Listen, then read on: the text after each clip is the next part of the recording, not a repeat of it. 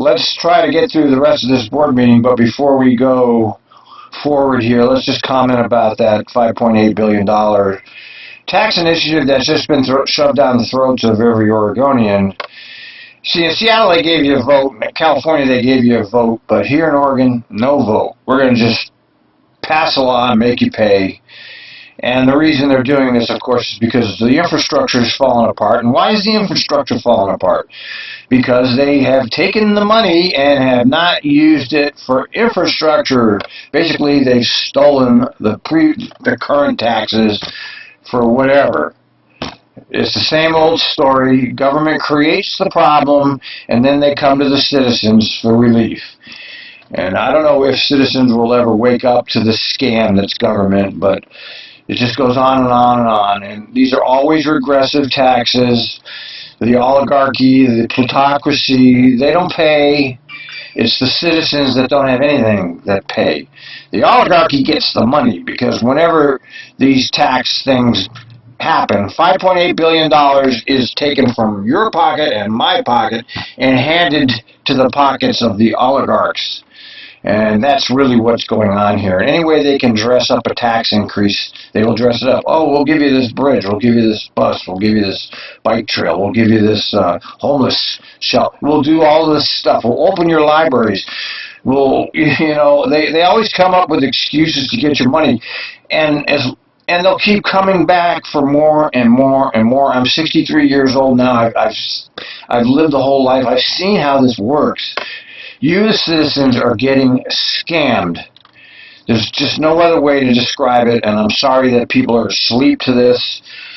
And this is how government is able to perpetuate itself, because people just are sleepwalking through their life. All right, enough on that. Let's go to part two, the last part of the board. When we ended the last segment, we heard that Kimberly Argomito was telling the board how wonderful the Trimet public records are. We even help find lost dogs, and everything is wonderful. And so let's hear how wonderful things are from the Trimet board. Yeah. Is this being shared with the Secretary of State's office and the AG's office in some kind of form? I wasn't planning on doing that. We have a new Secretary of State. Not new, but, you just wonder if that's Esmond with his usual ignorant comment. Requirement or just something we could do as a volunteer? To my knowledge, there's no requirement that we do that. We did have a number of follow-up with some of the auditors from the Secretary of State's audit a number of years ago as we completed. It may be useful to make sure that they know that this information is available. Yeah, wouldn't hurt my feelings if it happened. Thank you. I see no other questions. Wonderful job. Thank you. Great. For your, it's obviously well organized, and the data is good and very defensible. Thank you for answering my question about the video. I guess how long we maintain those records. So that's good to know. Okay. Great. Well, thank you very much. Yeah, thanks. Yes. Move on. You bet. What I'd like next is to have Alan Nato come up. He will be giving us an update on the Division Transit Project, and I think as a probably... This is my favorite ridiculous boondoggle that Trimet came up with. The division, we're going to redo the Division PAL Corps. Holy cow. I hope you don't live over there, folks, because if you live on the Division or PAL, your life is about to turn into hell, okay? This is completely unnecessary, but once again, it's a capital project, and capital project is how the technocracy, and the technocracy is Neil McFarlane and all of this, and the technocracy is able to funnel cash to the oligarchy via capital project. That's how the public, the taxes go. They go from the public to the technocracy to the oligarchy. And they come up with all these stupid projects like the POW project. It's just a way to get the tax money in the hands of the oligarchs. The preface to that is that we are in a very formative part of the Division Transit Project. We'll be actually submitting our request for rating to the federal government this summer. And we are underway with reviewing a number of design issues and revisions with our community partners, including our Citizens Advisory Committee, and actually we have also a Budget and Policy Committee representing the involved jurisdictions. So we're really gearing up to do some real work here, and I thought it was a good time for Alan to give you an update. President. See, without shit like this, all these technocrats have no job. That's why they come up with this. Without this, they have no job. They need this shit. They don't care what they'll redevelop anything. They'll do anything. They're talking about tunnels under Portland. They don't care what it is. Just give us money, and we'll take it, whatever you give us, to do whatever you want. We'll come up with shit. Warner, directors. I'm here actually sitting in for Michael Kaiser, who's the project manager on the Division Transit project. He is up in Seattle with a couple of other staff talking to the folks up there who did the design and construction on their bus rapid transit system, digging into details so that we can keep this thing moving forward and learn from everybody else's mistakes and not have to make those same mistakes. We'll make our own fresh mistakes probably. But learn from them as we go. So this is a relatively brief project update as Neil. Yeah, they sent him to Seattle. He had to go to Seattle. They have to pay his room. They have to pay his board. Sure, he's getting nice dinners. They couldn't do a video chat. They couldn't do this on the telephone.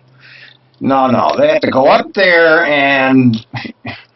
Look, we know what it is, all right? Stop scamming us.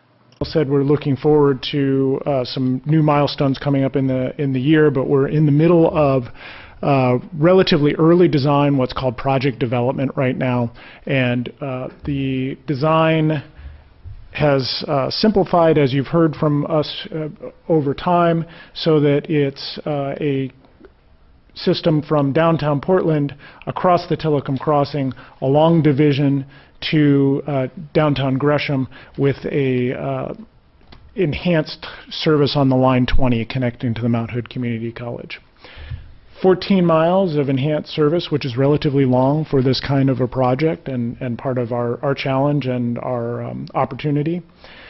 With 41 stations, 82 platforms, a 15% average improvement in travel times, and did you hear what he just said? He said 15% improvement in travel time. In other words, 0 improvement in travel time. This is obvious. Look, do I have to show? It obviously immediately becomes nothing but a pork barrel project because it doesn't even improve your travel times. It's just another port project that TriMet wants to do because it keeps them all employed. We'll be using, along with the Tillicum Crossing, the existing stations along that Tillicum transit way at OMSI South Waterfront in downtown to take advantage of the infrastructure that's already there. We're finalizing 10% design of cost estimate and doing value engineering to make sure we stay on track with budget and expectations.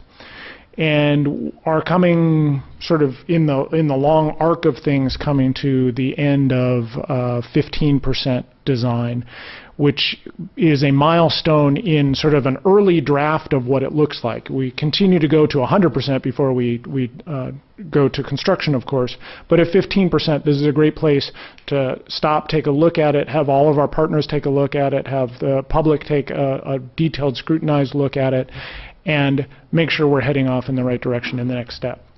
We're transitioning to a new design team, which you approved the contract for last month, to take us from 15% through to construction. And we're having an open house tomorrow night, which we hope many people will join us for. And we know that some of our stakeholders and community representatives are getting ready for that as well. So this just confirms what I mentioned. The Tillicum Crossing has been confirmed. It was the preference all along. We needed to do some more work to make sure that it was adequate. It provides new access. It also means that we have to cross that freight rail. We've done a lot of analysis on that. Both the improvements that we're making and the basic data shows that there will be very minimal impacts from that. And then in the long run, the impacts from being on the congested Hawthorne Bridge are worse than taking the Tillicum Crossing. So we get both the added access and the long-term reliability of the service. So you're going to run buses as well as light rail and pedestrians on Tillicum? Yes, we already have 2 bus lines that cross the Tillicum crossing, so this adds a third. Okay. And part of what we're doing is downtown. The south end of downtown is very constrained between PSU and the super blocks there, and so we are paying attention not only to our project but to the future Southwest Corridor project and the city's multimodal project to make sure that we can fit all of these very necessary operations and modes into one place. Yes. Just give you a heads up. I went to a presentation by PGE. You think they got the new substation going on down over there, 5 and 205. Are you familiar with that? Not fully, but other staff on the project are. Good. And then they're going to be going down first in NATO. Okay. So it's just FYI. Great. Rather extensive, dig. So. You know, if you don't have something intelligent to say, why don't you just keep your mouth shut? I mean, what the fuck does that have to do with it? These board members are so ignorant, and when you see shit like this, it's like, oh man, what planet are you from, Esmond? Thanks. Yep. We are, as we move forward with the design effort, we're of course working collaboratively with our regional partners to design and deliver this project. And really emphasizing the integrity of the process, the transparency of the process, the accountability, and the equity. There it is, folks. The transparency, the equity, and the accountability. The transparency, the equity, and the accountability of your useless pork barrel project that doesn't serve anybody. Who does it serve? Only the construction contractors, the planners, the bureaucrats. Who's gonna benefit from this fucking thing? Certainly no citizen's gonna benefit from this. Design processes are challenging and take a lot of interaction with the public, with the stakeholders, and we as TriMet and Michael as the project manager are dedicated to doing that. Balancing the community needs, as it says here, with project performance and project cost, making sure that we're providing what was expected in a reasonable manner, on time and on budget. This is a rough sketch of the schedule, and as I mentioned, we are in design. We will be submitting for FTA rating. We've already gotten some interim approvals along that line, so things are looking good there. We've been working with partners and are almost to 100% of the local funding committed, and we'll be doing the NEPA, the National Environmental Policy Act work in the second half of this year as the design has finalized. Going forward, buses take a while to procure. Construction, of course, takes time to do it right. And we're looking at service planning in the year before and then startup and opening in 2021. A quick touch on the project budget. The right side of that pie there is the construction and the design, which of course go together. You can't do a construction without the design. And real property at the current look, there are certainly some locations where we need to buy some property to make the project work. That may change a little bit as design continues forward and we continue working with the community and with stakeholders and property owners along the alignment to try and make sure we're getting a good project that also minimizes impacts. Part of the point of showing this, though, is that there are other elements, like the vehicles, like the improvement at the Pal Garage, that are integral to the project, that have to be part of the project, part of the budget, but are not seen on the street, nevertheless needed for the project. We adopted the LPA a while back, and since then, we've gotten to this 10% milestone, moving towards the 15% milestone, and a few things have changed just a little bit. The LPA was our best work at it with conceptual design. This has increased our understanding and furthered our design, and there have been several station changes. And at the bottom you can see there's 7 small station shifts, 4 station removals, and 1 station addition. And I wanted to give you 2 examples of those to give you a sense of what that looks like and why those things are happening. The LPA, as I mentioned, is our best understanding of the needs at the time, and during that LPA, we identified 127th as a good location for a station. When we got back in to look at it, we looked at some of the details, and I won't expect you to take too much close attention to these lines. Just to understand that we did a number of different designs and a number of different analyses of this location to understand what the implications were. There were impacts on local businesses. With the proposed location, there was a lot of out-of-direction travel for a large multifamily development there, and we started looking at options. We looked at sliding the stations opposite directions, moving just a little bit towards 125th. That still left some of the impacts and started moving it closer towards the next station. We looked at another set of options to be able to try and minimize those impacts, and still ended up with situations where we were impacting access to current businesses on the street. We were not providing places that looked like they were inviting and comfortable for pedestrians to get to, and starting to get closer and closer to the next station, to the point where they were almost, not quite overlapping, but very much just about as close as the current stops are.